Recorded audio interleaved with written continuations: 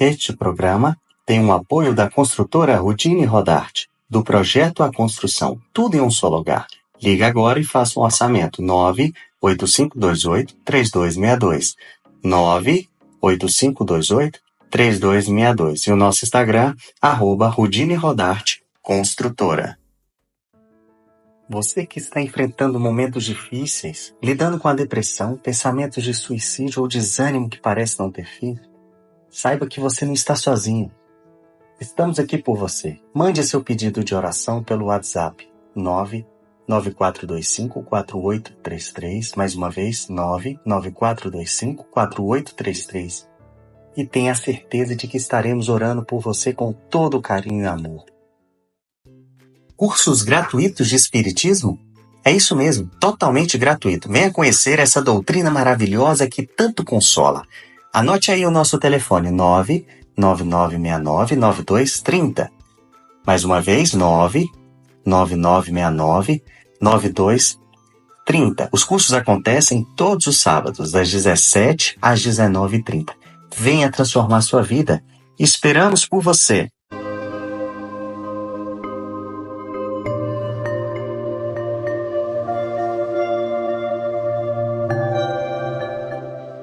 Olá, amigo ouvinte do Programação Espírita, um programa da Concafras PSE. Aqui é seu amigo Dailson Júnior, que em nome do nosso querido Mestre Jesus, terá a alegria de estar ao seu lado neste programa. Fique ligado na programação de hoje. Lindos casos de Chico Xavier. Entrevista, 30 segundos Alta de Souza, mensagens da semana e culto do Evangelho no Lar. Amigo ouvinte, hoje, além das reflexões e lindos casos, conversaremos com Cláudio Campos Borges, dirigente do Centro Espírita Vicente de Paula, da cidade de Ceres, Goiás, falando sobre o tema Valorização da Maternidade. Mas antes, gostaria de convidar você para juntos fazermos a nossa prece.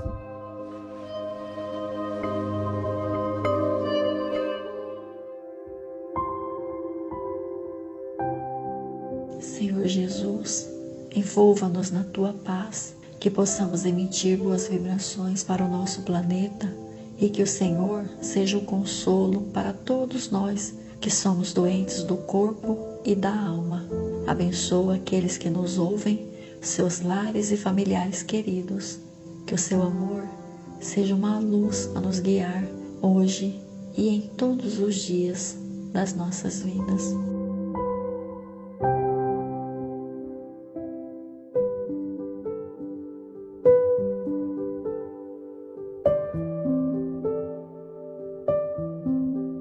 Convidamos você, ouvinte, a conhecer alguns trechos da vida de alguém muito especial, um homem conhecido e querido no Brasil e no mundo. Ouça agora o interessante caso da vida de Chico Xavier, um homem chamado amor.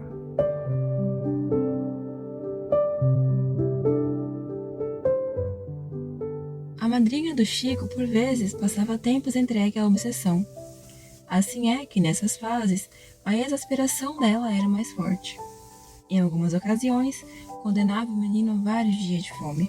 Certa feita, já faziam 3 dias que a criança permanecia em completo jejum. À tarde, na hora da prece, encontrou a mãezinha desencarnada que lhe perguntou o motivo da tristeza com a qual se apresentava. A senhora não sabe, explicou o Chico, mas tenho passado muita fome. Ora, você está reclamando muito, meu filho, disse Dona Maria João de Deus. Menino guloso tem sempre indigestão. Mas hoje bem que eu queria comer alguma coisa. A mãezinha abraçou e recomendou: continue na oração e espere um pouco. O menino ficou repetindo o Pai Nosso e daí a instantes um grande cão da rua penetrou o quintal. Aproximou-se dele e deixou cair na boca um objeto escuro. Era um saboroso jatobá. Chico recolheu alegre o pesado fruto, ao mesmo tempo que reviu a mãezinha ao seu lado, acrescentando: misture o jatobá com água e você terá um bom alimento. E despedindo-se da criança, acentuou: como você observou, meu filho, quando oramos com fé viva, até um cão pode nos ajudar. Em nome de Jesus.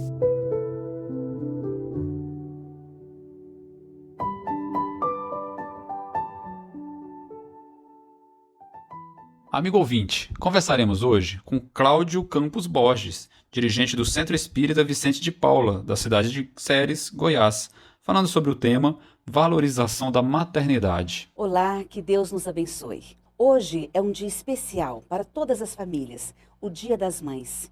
Viemos trazer uma mensagem em defesa da vida e da maternidade. Para conversarmos sobre a valorização da maternidade e sobre o direito à vida, convidamos Cláudio Campos Borges, médico, ginecologista e obstetra, dirigente do Centro Espírita Vicente de Paulo, de Ceres, Goiás. O nosso convidado valoriza a vida desde a concepção. Já realizou inúmeros partos, acompanhou a emoção das famílias e, em especial, das mãezinhas, quando pegam nos braços seus bebês pela primeira vez. É pai de 5 filhos. Seja bem-vindo, Cláudio. Obrigado, Marli. É um prazer estar aqui para participar desse programa que valoriza a vida desde a concepção. Cláudio, quando se inicia a vida humana? O que a medicina e a ciência falam sobre isso?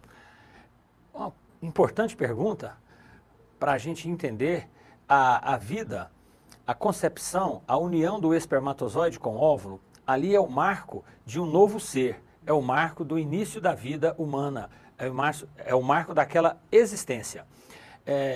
Esse conhecimento não é uma grande novidade, é um conhecimento veiculado no ensino fundamental, no ensino médio, e quando a gente vai para a universidade estudar embriologia, fisiologia, a gente observa sim, confirma que no momento da união do espermatozoide com o óvulo, a partir de ali é um novo ser, sui generis, a partir dali é uma nova genética, é um novo ser que vai desenvolver. Ele não existia e a partir dali tem todo o desenvolvimento biológico. Então, não tem dúvida, o início inicia no momento da concepção. O fato de posteriormente, dias depois, esse concepto estar implantado na cavidade uterina, esse intervalo de 7 dias, esse ser já existia, já estava em desenvolvimento. Essa é a grande verdade. Cláudio, em que momento o espírito se liga ao corpo que está se formando no útero materno? Na verdade, quando você me fez a primeira pergunta, a gente fala numa linguagem do que se estuda na universidade. E o que eu acho belo no espiritismo, na doutrina espírita, é exatamente esse ponto de ligação, essa aliança da ciência com a religião. Então, no momento que está acontecendo a concepção, a união do espermatozoide com o óvulo, a fecundação propriamente dito, é nesse momento que é lançado um laço fluídico do perispírito vinculando a esse ser que inicia seu processo de formação. Então, é no momento da concepção que ocorre a ligação desse espírito através do seu perispírito, é exatamente no momento da fecundação. Cláudio, o que é essa anomalia chamada anencefalia? O bebê em formação com anencefalia, ele pode ser considerado um ser humano? Na verdade, nos dias atuais tem sido discutido demais, comentado demais acerca da anencefalia. Algumas resoluções tomadas no Supremo Tribunal Federal. No ponto de vista biológico, o que ocorre é que a embriologia é linda. Do momento da concepção, já inicia um processo de multiplicação das células. Já vai formando um conjunto de células, um enorme número de células que vai se diferenciando e forma uma estrutura que nós chamamos de tubo neural. Esse tubo neural é uma estrutura que vai dar origem ao sistema nervoso central. Tal forma que existe, às vezes, o que nós chamamos de defeitos no fechamento do tubo neural. E esses defeitos no fechamento do tubo neural pode ser numa extremidade anterior, que pode trazer defeitos na formação do cérebro propriamente dito. Ou pode ser na extremidade inferior, vamos assim dizer, simplificando, que pode trazer anomalias, malformações, defeitos na parte da espinha, da coluna. Então, quando ocorre na parte anterior, esse defeito de formação, vai ter uma dificuldade de formar parte do cérebro, a parte mais anterior, os hemisférios, a parte mais anterior. Tal forma que é uma anomalia. A anencefalia é uma doença, é uma anomalia grave. Existe uma classificação, existe uma anomalia gravíssima, né, que é letal, existe severa, mas não é letal, e existe anomalia menor. Então há uma classificação, não podemos tratar a anencefalia como um nenenzinho sem cabeça. Isso não é verdade, nunca foi verdade, isso não é tratado no meio médico e não é dessa forma que se trata. Porque às vezes a gente ouve essa expressão, mas a grande verdade é que não forma os hemisférios. Claro, existem casos mais severos que não formam nada do cérebro, só fica o tronco encefálico. Mas, então existe uma gradação, essa doença, a anencefalia, ela está presente na população geral, mas o índice é muito baixo, não é para a gente fazer disso também uma panaceia. Existe um índice baixo de ocorrência, é uma doença multifatorial, são vários os fatores, onde o fator genético é pouco preponderante, não predomina muito o fator genético. Então a mãe que tem diabetes, associado à pressão alta, associado a uma desnutrição, ela vai aumentando com tudo isso a possibilidade de ter um feto com má formação do sistema nervoso. Agora, vamos diminuindo. Ela não tem pressão alta, ela não tem diabetes, ela tem uma boa nutrição, vai minimizando demais a possibilidade de gestar um concepto com essa anomalia conhecida como anencefalia. No nosso país, foi identificado uma associação muito importante que é a deficiência do ácido fólico, da presença de uma vitamina chamada ácido fólico no organismo materno, ou subdoses, ou um nível um pouco baixo. Então, hoje já é norma no nosso país o acrescentar ácido fólico nos alimentos. Então a farinha de trigo que faz a bolachinha, que faz o pão, já está enriquecida com ácido fólico. Com isso nós já estamos diminuindo e muito o índice de anencefalia no nosso país.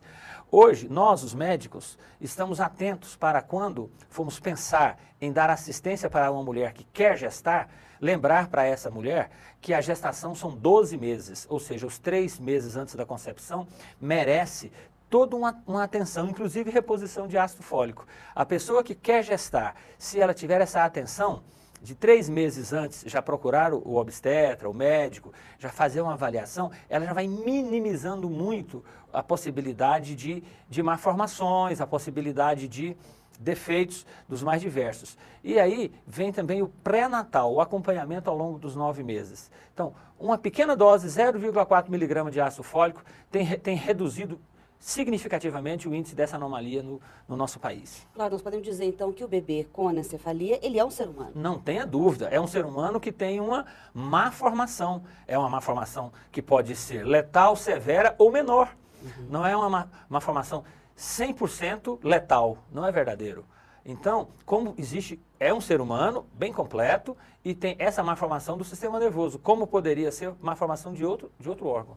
Cláudio, recentemente tivemos um caso de um bebê que nasceu com apenas 5 meses de gestação, pesando apenas 360 gramas, e que após um período no hospital, terminou de se desenvolver normalmente.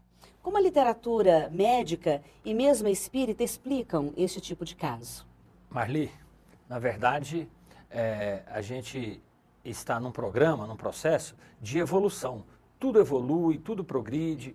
Quando eu estava na faculdade, há um tempo atrás, os livros de medicina, a literatura de medicina, referia que uma gestação abaixo de 28 semanas, o neném era inviável, o neném não tinha possibilidade de se manter. Mas naquela época, mesmo a literatura escrevendo isso, a gente já via na prática alguns casos de recém-nascidos com 27 semanas, com 26 semanas, ou seja, na linguagem popular, com 6 meses e meio, 6 meses, já sobrevivendo. E o avanço da assistência neonatal, a presença da UTI, o aprofundamento nessa área, a cada período, a cada fase, vem trazendo mais possibilidade de manutenção de assistência para essas crianças que nascem muito prematuro. Então, vez por outra, vocês veem na imprensa, a gente vê na imprensa que agora o neném com 24 semanas, com 23 semanas, com 20 semanas. O tal 5 meses que você pergunta, na verdade, corresponde em torno de 20 semanas. É um marco para a medicina, é um marco importante. Foi comemorado por todos nós essa possibilidade de um feto com menos de 500 gramas, era classificado como feto, agora é conhecido como criança, e essa criança nasce, tem um grau de resistência, tem toda uma possibilidade de se manter, tem toda uma assistência intensa e que com 4, 6 semanas já está recebendo alta. Então isso é um avanço tecnológico, é um avanço da inteligência humana, é uma possibilidade. A gente vai observando que podemos investir e devemos investir, sim, no ser humano que ainda está vivendo a sua vida intrauterina. E se tem alguma circunstância com a mãe que faz necessário retirar essa criança do ventre materno, que é o melhor lugar, mas se esse melhor lugar agora está sendo uma ameaça no sentido de uma patologia, uma hipertensão severa, uma outra patologia, então já existe essa mais precoce retirar essa criança e dar essa assistência. Então, aqui vem para nós obstetras, para nós médicos, um momento de vitória, de alegria. É uma conquista, é um avanço. Cláudio, você já deu uma introdução, mas explique para nós o que vem a ser o risco de vida para a gestante nos dias atuais, ante essa evolução que tem hoje a ciência médica. Muito bem. É muito bonito de ver a cada dia o avanço do conhecimento, da tecnologia, das possibilidades. Então, o que antes era classificado, a lista de patologias, de doenças que íamos chamar de risco de vida materno, era imensa. Era um número maior, um risco de, uma necessidade maior de intervir muitas vezes em uma gestante para preservar a vida dela. Intervir, que eu falo, fazendo uma interrupção de gestação. A cada dia vai melhorando. Se era o diabetes, que era muito difícil de controlar, hoje avançamos com a engenharia genética, já temos uma insulina que vai beneficiar essa mulher e que pode estabilizar, pode colocar ela numa situação de equilíbrio, para que a gestação vá um pouco mais adiante. Se a hipertensão avançou muito, eu estou com uma paciente, nós estamos usando no momento 4 antihipertensivos, 4 drogas diferentes, e a paciente está indo bem, ela já teve uma gestação sem êxito, foi um aborto espontâneo, depois uma gestação com êxito quando ampliamos a medicação. Isso hoje também tem uma ação de equipe, uma ação de vários médicos, não só médicos, uma equipe assim multidisciplinar, que vai gerando benefício e minimizando os riscos de vida. Então, eu não vou aqui nesse momento falar o extremo, dizer que não existe mais risco. Nenhum caso em que precise de intervir na gestação, retirar o feto para que preserve a vida da mãe. Nenhum caso eu não vou dizer, mas vou dizer uma coisa assim de experiência prática. Eu não tive nenhum caso na minha prática de 22 anos de obstetrícia, trabalhando muito, em que precisasse de intervir, interrompendo a gestação para preservar a vida de uma mãe. Então, menos e menos estamos tendo casos da necessidade de interromper uma gestação para preservar a mãe. Mas pode existir esse caso, a medicina está atenta de forma muito equilibrada, tendo um conjunto de médicos, uma junta médica para avaliar, não a opinião de um, não o laudo de um, porque nós estamos aparelhados para cuidar da vida, preservar a vida, valorizar a maternidade, dar assistência para a mulher para que ela possa atingir o posto de mãe, atingir a situação de mãe. Então, esse é o nosso papel na condição de obstetra, na condição de médico dedicado à mulher. Cláudio, o que representa o aborto para o espírito reencarnante? E para a mãe que interrompe a gravidez por esse método? Qual seria a visão da doutrina espírita sobre o aborto? Na verdade, a gente precisa de uma classificação que existe o aborto espontâneo e o aborto provocado. O espontâneo é um fator ou outro que leva ao não desenvolvimento daquela gestação e ocorre a eliminação do concepto. Malformações severas, infecções, doenças maternas. Então, isso é um processo espontâneo. Agora, existe o aborto delituoso, criminoso, que é o invadir o útero e interromper uma gestação que ia caminhando muito bem. Voltamos com o programa Espiritismo em Ação. O tema de hoje é maternidade e aborto. Conversamos com o Dr. Cláudio Campos, ginecologista e obstetra. Cláudio, no último bloco nós falávamos sobre as consequências do aborto, para o espírito reencarnante e para a mãe que provoca o aborto. Na visão espírita sobre o aborto, nós gostaríamos de ver. E também, Cláudio, a respeito do estupro, que é um caso que nos preocupa. A mãe que não escolheu ficar grávida. Esse erro justifica o outro? Respondendo às consequências, como você me perguntou, a gente tem que lembrar que o aborto não é produtivo. O aborto não traz benefício. O aborto criminoso, o aborto delituoso, ele sempre vai trazer dor dores, e muitas dores. Vai trazer consequências para a mãe e consequências para o espírito reencarnante. Para o espírito reencarnante, imagina quem está com um projeto, todo um projeto de evolução, e agora é sustado isso, e que não estava no planejamento. Essa interrupção, essa vida, esse planejamento de vida e vida teria todo um processo longo e agora foi interrompido. Então o espírito reage com dificuldade, muitas vezes despertando ódio, e o despertar do ódio no mundo espiritual pode trazer uma associação com a mãe ou com quem foi responsável por esse ato, e estabelece uma relação triste de obsessão, normalmente de obsessão severa, que traz consequências gravíssimas. Então, nós não aconselhamos ninguém a essa prática, que essa prática nunca foi produtiva e tem trazido grandes malefícios.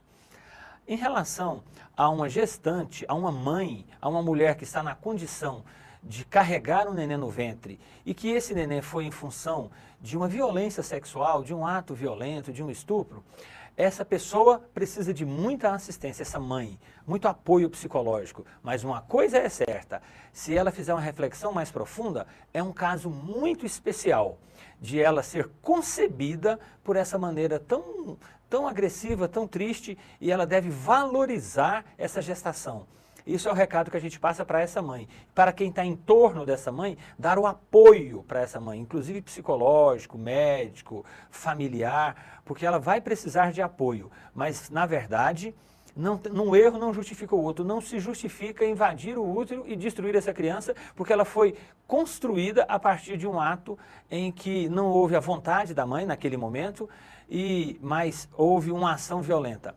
Existem várias explicações para que ocorra esses processos, mas uma coisa é certa, é muito difícil uma gestação. Gestação, em 30 dias do mês, a mulher só tem um dia para conceber. E o fato de um estupro acontecer exatamente naquele dia que o óvulo está disponível, merece a gente refletir na importância dessa criatura que está agora no ventre e que amanhã ou depois vai ser a alegria para essa mãe. A ideia de que vai ser a tristeza, a preocupação, os estudos estatísticos já têm mostrado que não é verdadeiro. Tem trazido muito mais conforto e alegria. Há uma providência divina, né? Nós vamos assistir agora uma matéria que é uma homenagem ao Dia das Mães e à vida humana. Acompanhe conosco.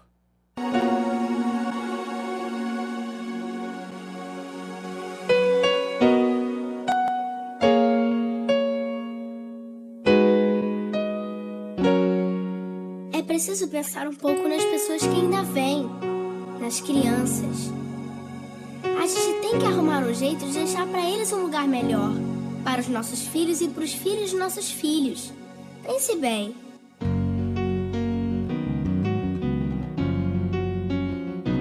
Deve haver um lugar dentro do seu coração, onde a paz brilhe mais que uma lembrança. Sem a luz que ela traz, já nem se consegue mais encontrar o caminho da esperança. Sinta, chega o tempo de enxugar o pranto dos homens, se fazendo irmão, estendendo a mão. Só o amor, mundo que já se fez, e a força da paz junta todos outra vez. Venha, já é hora de acender a chama da vida e fazer a terra inteira feliz.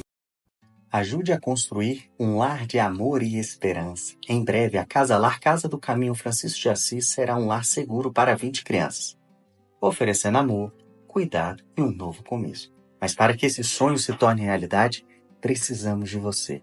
Sua doação faz toda a diferença. Com a sua ajuda, poderemos concluir a reforma e acolher essas crianças com dignidade, cara. Faça a sua parte.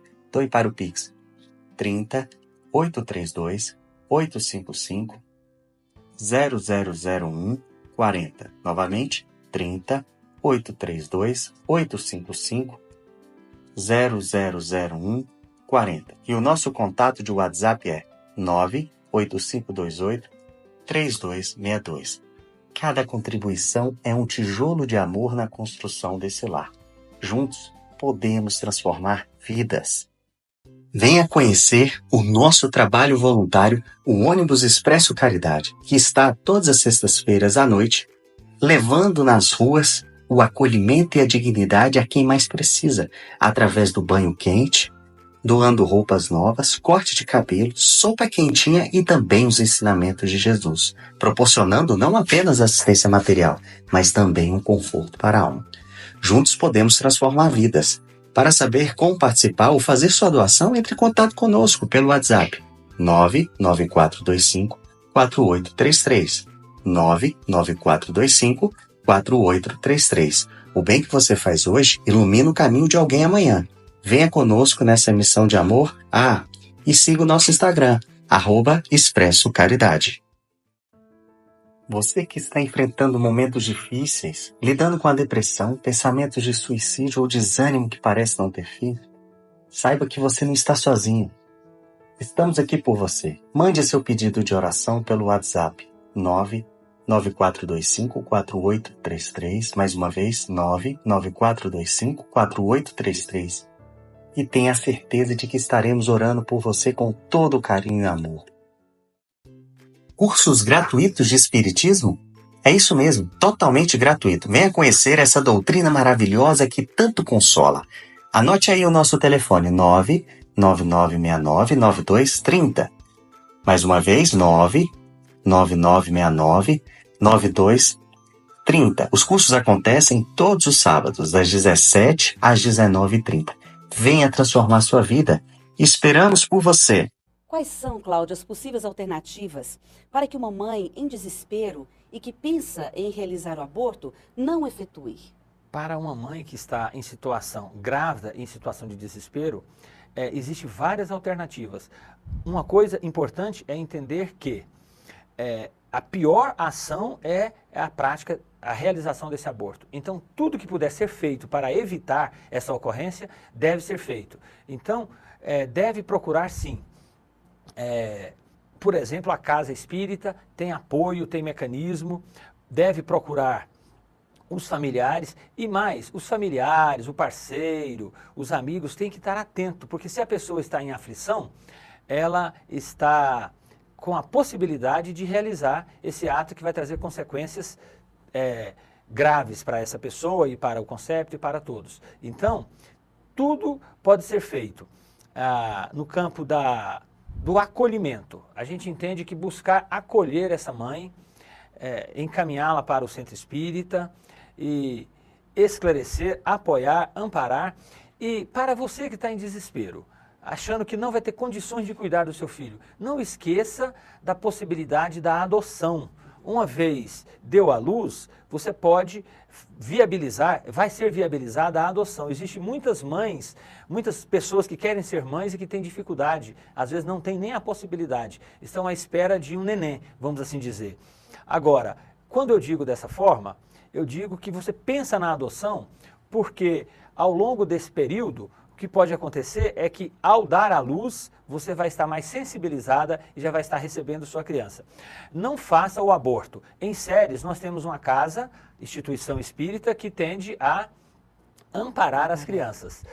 Cláudio, finalmente, gostaríamos que você nos deixasse uma mensagem que podemos deixar para as mães nesse dia tão especial, em que se comemora a beleza da maternidade e o milagre da vida. Vamos defender a vida. Vamos deixar um abraço amigo para todas as mães e vamos lembrar o que os espíritos amigos têm nos dito para trabalharmos em defesa da vida contra essa prática do aborto. Então vamos lembrar um poema chamado Esperança dos Céus. Há choro dentro da noite, é doloroso gemido de pobre recém-nascido que não encontra lugar. Mãos insensíveis sufocam, pequenina dor humana, é o aborto em lide insana, ferindo a lei sem pensar. Amigo ouvinte, você ouviu Cláudio Campos Borges, dirigente do Centro Espírita Vicente de Paula, da cidade de Séries, Goiás. Fique agora com os quadros 30 segundos Alta de Souza, Mensagem da Semana e Culto do Evangelho no Lar. Tem o homem o direito de dispor da sua vida? Não, só a Deus assiste esse direito. O suicídio voluntário importa numa transgressão desta lei. Se você pensa em suicídio, Se você se sente triste, sozinho, desamparado, desesperado, peça ajuda. Procure tratamento médico e psicológico. Procure tratamento espiritual em um centro espírita. Ore, peça ajuda a Deus e ao seu anjo da guarda. Suicídio nunca. Conheça o Espiritismo. A divulgação de dados distorcidos e imprecisos sobre o número de abortos realizados no Brasil, com projeções exorbitantes, desvia o foco das reais causas de mortalidade materna. Procuram dar uma falsa legitimidade para a criação de políticas públicas que legalizem o aborto no Brasil, a pretexto de melhorar os dados da saúde da mulher. Vida sim, aborto não.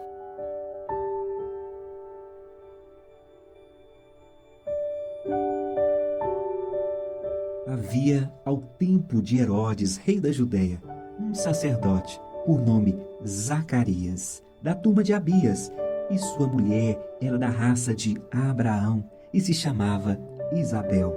Ambos eram justos aos olhos de Deus e obedeciam a todos os mandamentos e ordens do Senhor. Não tinham filhos, por ser estéril Isabel e estarem os dois avançados em anos. Ora, desempenhando Zacarias suas funções de sacerdote perante Deus, na vez da sua turma, sucedeu que, tirada a sorte, conforme ao que se observava entre os sacerdotes, lhe tocou entrar no templo do Senhor para oferecer os perfumes.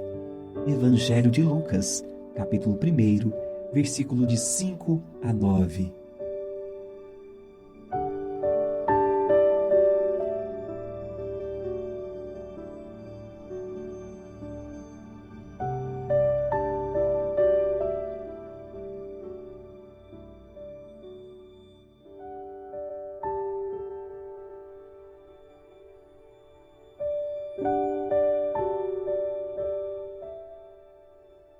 Muitas pessoas, tendo empreendido pôr em ordem a narração das coisas que entre nós se realizaram, de acordo com o que transmitiram aqueles que desde o começo as viram com seus próprios olhos e foram os ministros da palavra, pareceu-me, excelentíssimo Teófilo, conveniente, depois de me haver informado exatamente de como todas essas coisas se passaram desde o princípio, escreveste a narrativa de toda a série delas, a fim de que conheças a verdade acerca do que aquelas pessoas hão dito, o que tudo sabes. Evangelho de Lucas, capítulo 1, versículo de 1 a 4.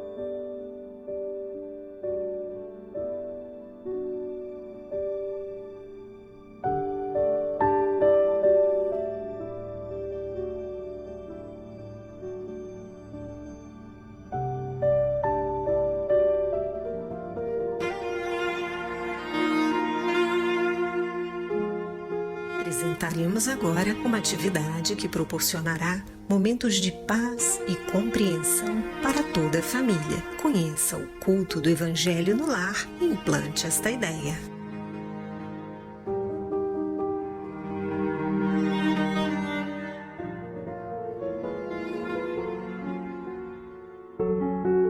Por quê? Para quê? Como e quando realizar o culto do Evangelho no lar? Respostas a essas e a tantas outras questões daremos neste quadro baseado no Evangelho segundo o Espiritismo e na obra Paz em Casa, Paz no Mundo, Culto do Evangelho no Lar, ambos da editora Alta de Souza. Siga conosco. Respondendo às perguntas por que e para que realizar o culto do Evangelho no lar, o Espírito Teresa de Brito, no livro Vereda Familiar, nos diz: o lar sofre a carência do Cristo, vivo e ativo, em suas engrenagens, em processo de emperramento. A família padece a falta dessa divina presença em sua ação cotidiana.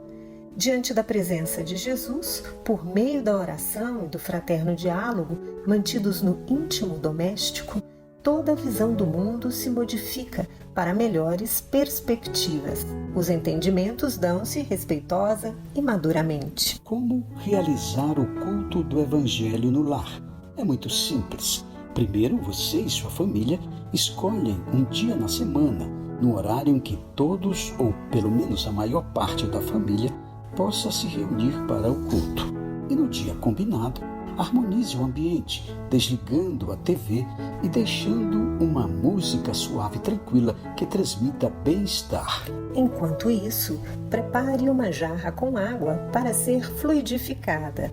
Separe o Evangelho e uma mensagem. Na hora do culto, faça a leitura da mensagem. Em seguida, a prece inicial. E neste momento, colocaremos uma música para harmonizar o ambiente. Enquanto isso, busque uma jarra com água e reúna a família. Iniciaremos agora o nosso culto do Evangelho no lar.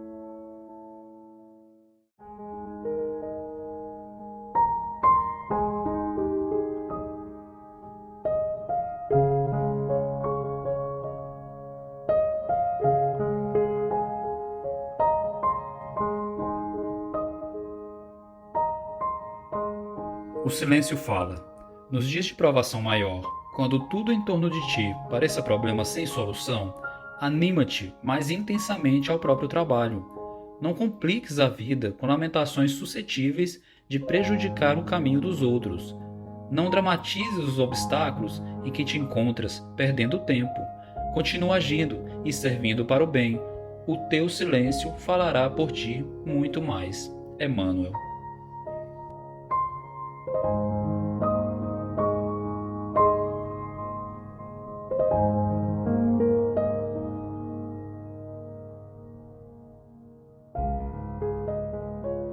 Divino amigo Jesus, somos gratos pela oportunidade de mais um dia de vida. Protege as nossas famílias, nossos amigos e toda a humanidade. Graças a Deus, que assim seja.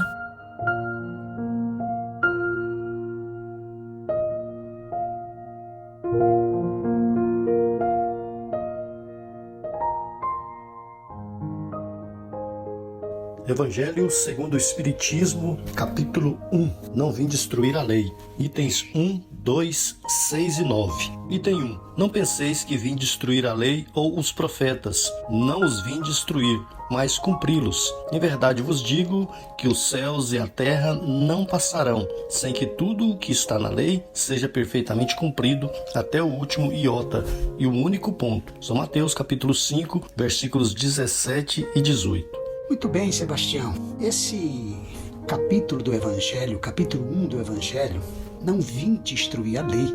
É muito interessante porque, na verdade, é uma palavra de Jesus quando se refere à lei mosaica, que, segundo Kardec, no item 2, é constituída de duas partes distintas. A primeira, que é constituída dos 10 mandamentos, que é a parte divina, uma lei imutável de todas as épocas. E a segunda, composta da lei civil, colocada por Moisés, disposta por Moisés, para conter o seu povo, aquele povo extremamente duro, ignorante, e que naturalmente com o passar do tempo vai se alterando, se modificando. Jesus veio mudar radicalmente aquilo que estava contido na lei civil de Moisés, do olho por olho, do dente por dente, necessário, volto a dizer, em função da dureza daquele povo. Mas veio modificar no momento que percebeu que a humanidade estava preparada, graças ao trabalho anterior feito pelo Moisés. E nos 10 mandamentos está aí a síntese maravilhosa de tudo aquilo, porque é uma lei de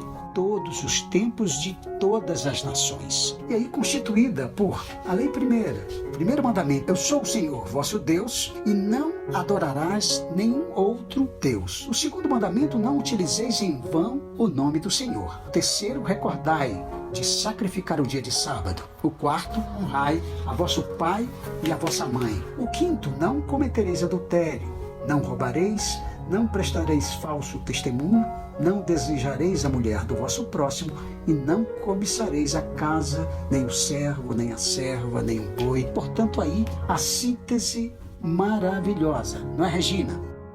Jesus está se referindo a Moisés quando ele fala dessa lei, né? Está se referindo aí aos 10 mandamentos. Ainda no próprio Evangelho, o próprio Espírito israelita, no item 9, ele nos fala que os 10 mandamentos de Deus dados a Moisés traz o germe da mais ampla moral cristã. E a gente tem que entender que a lei ela não é exclusividade da Terra, e sim de todo o universo. Vemos isso lá no Livro dos Espíritos, onde trata das leis morais. Na questão 647, na terceira parte, Kardec então pergunta: o que se deve entender por lei moral? E a espiritualidade responde: é a lei natural, a lei de Deus. Como você bem disse, Murilo, uma lei invariável.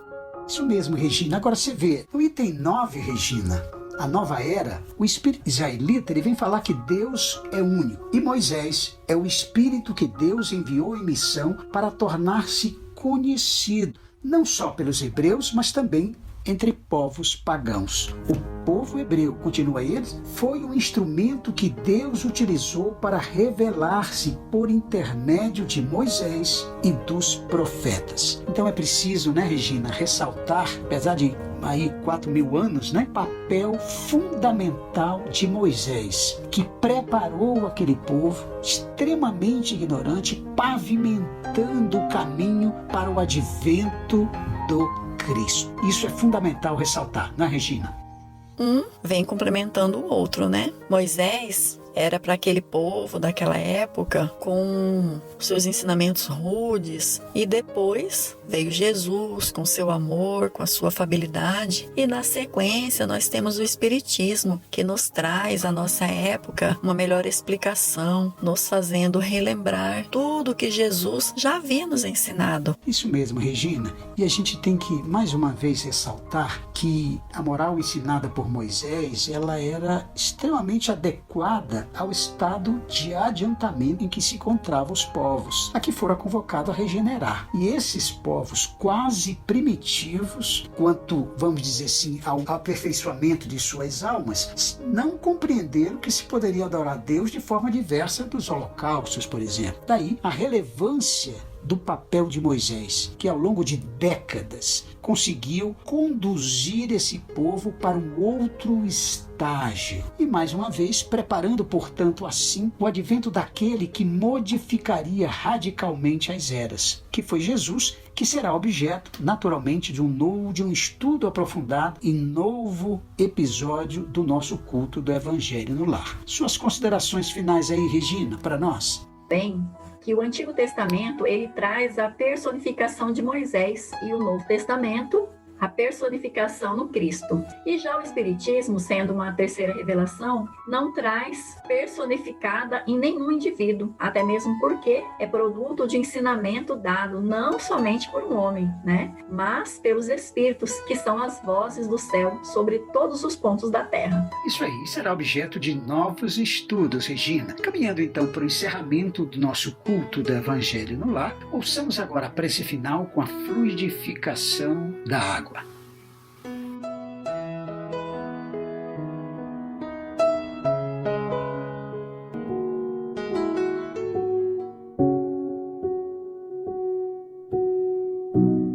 Senhor Jesus, divino amigo, estende as tuas mãos generosas, Senhor, e transforma estas águas em remédio para os nossos males físicos e espirituais. Estende as vibrações de amor em benefício de meu lar, Jesus, que aqui possa reinar a paz, a saúde, a tranquilidade.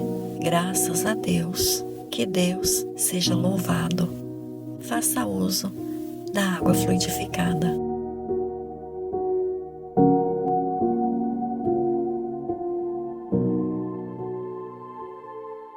Ajude a construir um lar de amor e esperança. Em breve, a Casa Lar Casa do Caminho Francisco de Assis será um lar seguro para 20 crianças, oferecendo amor, cuidado e um novo começo. Mas para que esse sonho se torne realidade, precisamos de você.